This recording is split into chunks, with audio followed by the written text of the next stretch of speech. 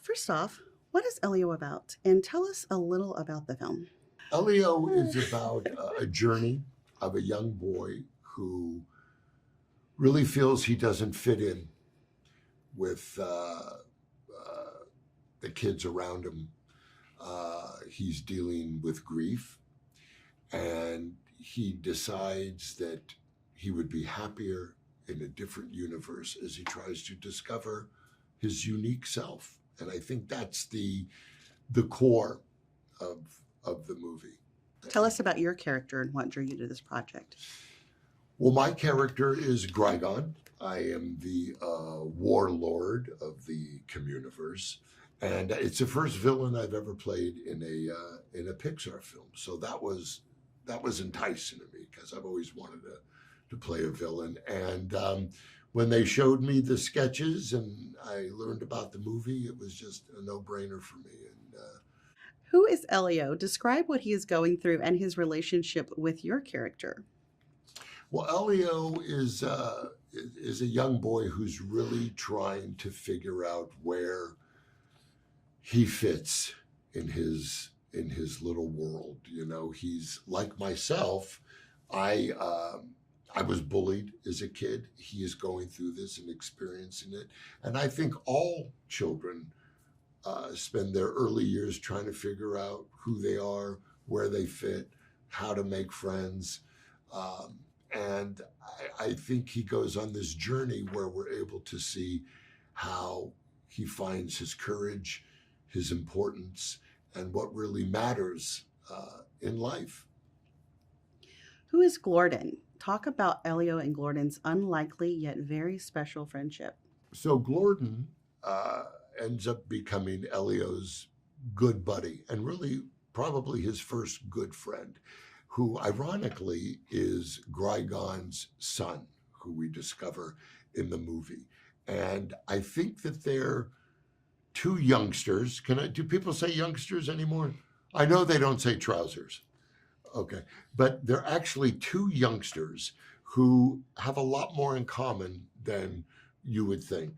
I think they're both trying to discover who they are. One in the Communiverse and Elio being from Earth, and then a member of the Communiverse. So I think what they share in common is they're kind of kids that are lonely and are looking for purpose and where they belong. How exciting is it to be part of an original, all new Pixar feature film? Well, it's very exciting to be part of a film like this. I'm a huge animation buff, and I've had the honor of working with Pixar in many things. What was it like working with the filmmakers at Pixar? Well, the filmmakers at Pixar are, I think, the best. I mean, I feel weird saying this because they employ me. But when you see a film like Elio, just like the first time I saw Finding Nemo, they just bring animation to another level. Visually, this movie is stunning. But what's great is the characters are so multi-layered. You know, in this one, Elio, there's a lot of heart. He learns to deal with grief, which is a touchy subject, obviously, for children. But the way they approach that in this film just gives it those textures of emotion that we don't see often in films, be they real or animated. Take us inside the recording booth at Pixar. What is it Okay. like? Did you get to work with any of the other voice characters when recording?